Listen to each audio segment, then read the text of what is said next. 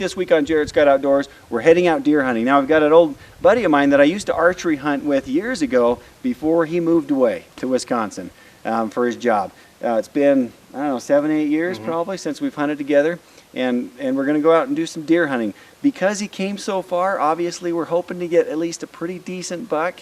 And you know, we just got to see what happens. We've got it 4 or 5 days, and if it comes to the end, obviously we're just going to take an average buck, but we're hoping to find a big one. So let's head out and see if Jared can't take him home a monster. With a big unit to hunt in and lots of options, we picked an area to try for the first morning's hunt. Starting out well before light, we found ourselves in some good-looking country that morning. There had been a recent bit of snow that fell, so it made conditions good for glassing.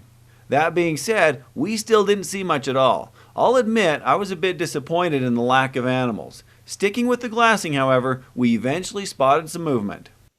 Turns out we could see a couple coyotes, then another and another. There ended up being 5 coyotes together on a distant ridge. They were obviously a small pack because as we watched, they were having quite the interaction together. I don't know if some of these were siblings or what, but they sure seemed to be playing together like you'd expect to see a litter of pups playing. In other circumstances, I might have hunted for them, as coyotes are actually one of the big predators for deer. In this case, however, they were a long ways off and we were deer hunting. So this morning, we just enjoyed watching them as they ran around chasing each other. As I took my attention off the coyotes and started once more to glass the mountainside we'd already glassed so many times before, I spotted a deer, and sure enough, it was a buck. Getting the spotting scope on it so we could get a better look, we found it to be a 4-point. That meant we needed to look it over even more. As it fed and we saw different angles of it, we realized that while it wasn't a bad buck, it wasn't a very big one either. The back forks were relatively weak, and he wasn't even as wide as his ears. This was still Jared's hunt though, and he had never harvested a mule deer near this big. Alright, so we've been up here for about an hour and a half and been glassing. We've seen some does, we've seen some coyotes. Just saw a 4-point, got us excited, got the blood pumping, but it's a little smaller for what I was looking for, especially on the first day of the hunt. So, you know, in a couple of days we might go for it, but today we're not going to go do that. We continued hunting that morning without seeing any more deer in the area. With that, we hauled off the mountain, drove to some new areas, and hunted all afternoon without seeing another buck. We spotted lots of does in the fading evening light, but nothing with antlers. So the next morning found us once again summiting some big Idaho backcountry by the time the sun peeked over the east horizon. Since we hadn't found much as far as bucks go the day before, we decided to head up to some of the highest country in the unit. Maybe with the lack of much snow this year, the bigger bucks were still hanging out up high. At least that was the theory we were testing. If nothing else, we were in some beautiful country. As we gained the high ground and started glassing into the basins, we spotted a few deer off in the distance that were just does as near as we could tell. Then Jared spotted another group, and it didn't take long at all to see antlers in the mix. Getting the spotting scope out to get a better look at it, it wasn't going to make it easy. It stayed just over the rise of the hill with only his head showing here and there as he fed. But knowing the does were coming towards us, we were sure he'd eventually come into the clear. As we watched, it became obvious that it was at least a decent buck. It appeared to be wider than its ears, which puts it over the 24-inch wide mark, and it was a solid 4-point, and just seemed to be a good all-around buck. Again, it was so far away we couldn't be sure, but the initial impression was that it was a possible shooter. Will we find one bigger? I don't know. We'll have to ask Jared if he's going to take this. It might take a closer look, but it's a good-looking buck. As we watched, the does fed down into the draw, and the buck followed them, taking them all out of sight. So now it was decision time. I'm pretty excited at this point. Definitely the biggest buck I've ever seen while I've been out hunting, so at this point I'm inclined to take it or get a better look and see if it changes my mind. Of course, we knew about where they ought to be, as they had disappeared into the draw they were feeding by. But what it looked like up close, we didn't know. The biggest question was, could we spot them before they saw us, and was there a good place to set up on them if it was a shooter? As they were out of sight, we didn't even know if they would be there when we got there. We covered the ground as quickly as possible, but it still took near an hour to get over where we had last seen them. Of course, as we got closer, we slowed down and just took it easy as we slipped into the area they were in an hour before. Our worries were realized as when we snuck into the area they'd been, all we found were tracks here and there in the snow. Turned out they had actually continued on in the direction we had last seen them and gone right into the basin we were originally at.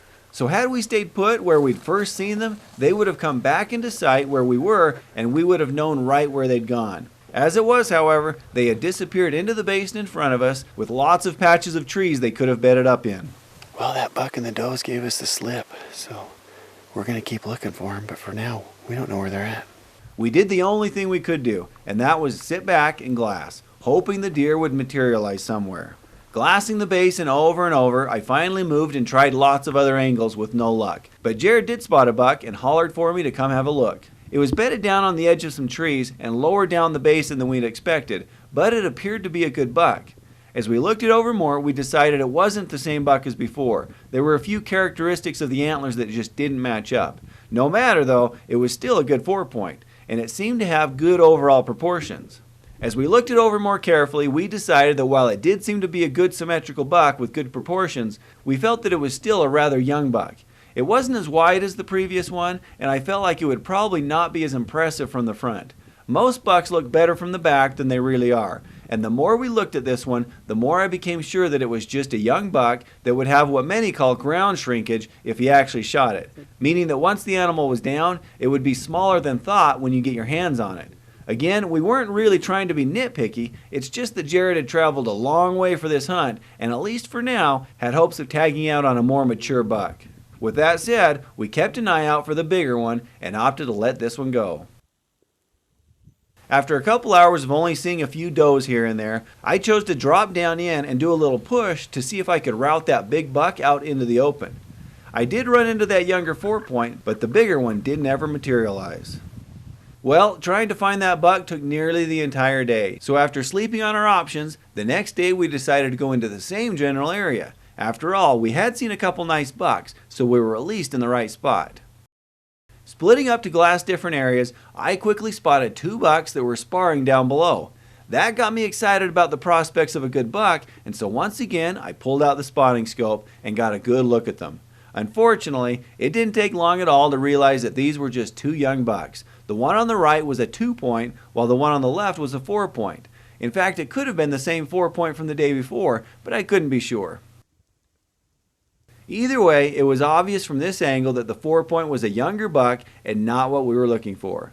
Of course, I still enjoyed watching them anyways, and filmed them for several minutes before finally deciding to head over to where Jared was to see if he was having any luck seeing deer. Just as I was packing up, Jared texted me saying he had seen a pretty good buck with some deep forks. So with that, I hurried as fast as I could to cover the half-mile to where he was. So I've got one buck. The first one that I saw, I think I told you, had pretty deep forks. He's across the canyon where we saw those does yesterday. And then just down here, might even be within range. There is another big, he looks like he's got some good mass on him. And he's just bedded down. We can see him from here. I'm not sure if we can get a shot from here, but he looks pretty big. So Jared had seen 2 bucks. The first one was with these 2 does and had quickly gone behind the trees the does were bedded by. It obviously bedded up in the trees, but out of sight. Jared only had a quick look at it, but his first impression was that it was a good buck with deep forks.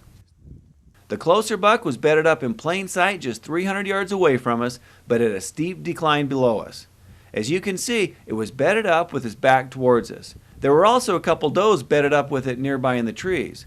So with it plainly visible, we really took a good look at it. It was hard to get a good feel for its size as it didn't turn its head or anything. We were hoping it would turn side to side so we could get a good feel of the forks and how deep and tall they were, but in that respect, he didn't cooperate at all. Meanwhile, we were trying to spot that other buck to make sure it wasn't even bigger, but no matter how much I picked the trees apart nearby the 2 bedded up does, I couldn't find him. He must have bedded up in the shadows just perfectly to stay out of our line of sight. Even though this buck is bedded at a bad angle to get a good feel for its size, take a look at these 2 bucks side by side. The one on the right is the smaller one from the day before, and the one on the left is the one we were looking at right now. You can really see the difference in mass of both body and antlers. This helps to show just how young the 4-point on the right is, which also brings out the point that the buck on the left was probably a shooter. We sat and watched him and debated for some time about waiting to get a look at that other buck, or should we just take this one? Jared had already decided that this buck in front of us was good enough to take. We just didn't know if the other unseen buck was bigger. After taking more time than we probably should have, Jared decided that there was no need to wait any longer. The buck down below us was big enough for him, and there was no reason to risk losing the chance for it by looking for an unknown buck. Plus, the longer we waited, the more buck fever would start to set in. So with the decision made, it was time to get set. Jared laid down on the ground, resting the gun on the sharp knife-edge ridge we were on, creating a very stable shooting position, while I got the cameras ready to film the action. As luck would have it, right before I could say that I was ready for him to take the buck, it stood up.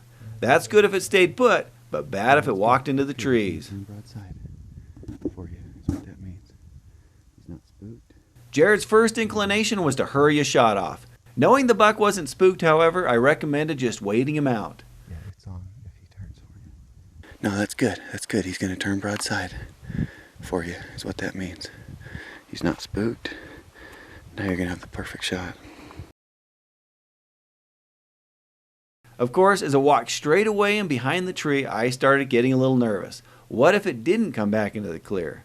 Lucky for us, he did. There, now you've got the shot. Do you see him? Yeah, oh yeah. Got him. The shot was a bit high, but the buck was down. As we watched the footage later, we found that it had just started to bed down when Jared pulled the trigger. But nonetheless, it was down. Stay there now. We waited with Jared on the ready just in case it got back up, but it never did. Well, Jared, congratulations. Thank you. That was a good shot. Tense. I'm still shaking. I just can't.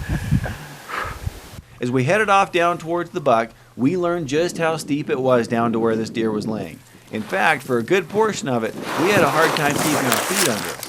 Of course, the prospects of putting our hands on the big buck down below made the steepness of the drop unimportant. Of course, as we packed it back out later, we'd be reminded once more of how steep the country was, as we'd have to take it up and over the top.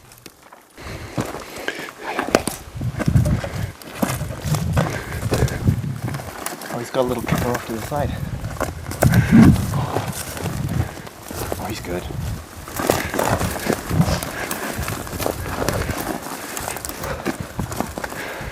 I think he's wider than I was expecting to be. Yeah, that's wider than I thought he was too. He's a good buck. He's good. Oh, I'm very happy with that. It's a lot bigger than I thought. Like a little hook off to the side. Yeah, a little kicker there. Pretty color. No eye guards, but good wide buck. Oh, good mass. He's kind of got some character on these points over there. Look at that, that's cool. That's a pretty buck. I'm very happy with that. Congratulations. Thank you. Way to go. Well, now the work starts. At least it's a really steep uphill out. Wouldn't want it easy by any means. If you liked what you saw, please subscribe to the Jared Scott Outdoors YouTube channel.